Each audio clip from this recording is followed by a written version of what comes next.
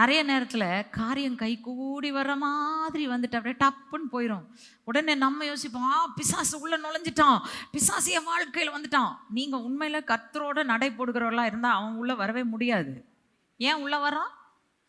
உங்களுக்கு அது தெரியாததுனால தான் நீங்கள் பிசாசுக்கு அதை ஆட்ரிபியூட் பண்ணிடுறீங்க. புரியுதா உங்களுக்கு? நல்லா கவனிங்க. நீங்கள் கர்த்தரோட நடை போடுறீங்க, ஒரு காரியம் கை கூடி வர மாதிரி வந்து டப்புன்னு போயிடுச்சுன்னா, அல்லேலூயா ஆண்டவரே, ஏதோ சம்திங் இன்னும் நீங்கள் செய்கிறீங்க. நான் சொன்னதை ஞாபகம் வச்சுக்கோங்க. லேட்டாக வந்தாலும் அதை அனுபவிக்கிறதுக்குரிய ஆயுசையும் பலனையும் கர்த்தர் உங்களுக்கு கொடுப்பார். ஹல்லேலூயா. எத்தனை பேர் விசுவாசிக்கிறீங்க? இன்னைக்கு உங்கள் பார்வை மாறி தான் நீங்கள் போகணும். நான் அதே பார்வையோடு உங்களை அனுப்ப விரும்பலை.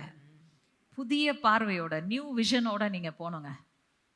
கண்ணாடி மாத்திர மாதிரி இன்னைக்கு உலக பார்வை என்னும் கண்ணாடியை கலட்டி வச்சுட்டு ஆவியின் பார்வையை போட்டுட்டு போங்க. உங்கள் வாழ்க்கையில் தோல்வியே நீங்கள் பார்க்கவே முடியாது. அல்லேலூயா. தோல்வியே நீங்கள் பார்க்க முடியாது. நீங்கள் ஏன் தோல்வியை பார்க்குறீங்க? உலக பார்வை என்னும் கண்ணாடியை போட்டுட்டு இருக்கீங்க. ஆவியின் பார்வை என்னும் கண்ணாடியை நீங்கள் போடலை.